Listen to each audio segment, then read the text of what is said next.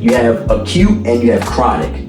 Now, those are the common types. Like there's some other ones, right? But these are the most common types as it relates to, sports and fitness, things like that. Now, acute injuries, those are the type of injuries as to where like they're like rapid onset, and then they, as soon as you get them, they kind of progress a little bit. A couple examples might be like shin splints, dislocations, that's one. Concussions is another. Certain fractures, right? Those tend to be, acute. Okay, those are like rapid onset, and then can progress if they're not addressed. They tend to go away after some care, but other than that, acute, they usually aren't the bad ones. The chronic injuries, though, those tend to be the ones that are of more concern. So chronic injuries, though, those are like that's injuries that come on, right, and then they've essentially just, once you get them, they just persist, right? Like they just kind of last after you get them. So some examples of those might be like certain tears, right?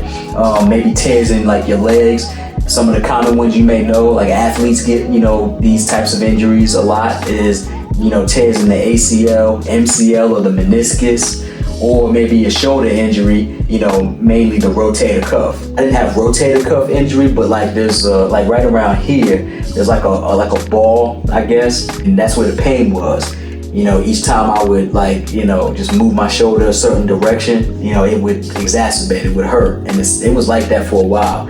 I guess it was more acute, but it lasted for many months before it finally decided to go away. I wish I hadn't stopped hitting the gym, because it seemed like when I was lifting, that's when the pain went away. Like I didn't feel it really when I was lifting. So I don't know. It's not something that I tried looking into it. I never went to go see a doctor about it because I tried to do it on my own. And unfortunately, I know a lot of us are like that. I know I'm not the only one, but there's some of us that'll try to diagnose ourselves before, we actually go to a doctor. Now, that's not to say I don't go to the doctor if something serious is going on with me, which is what we all should do. But, if it's something that you think you can handle, of course, by all means, try it first. But then if nothing is working, you may need to seek professional help.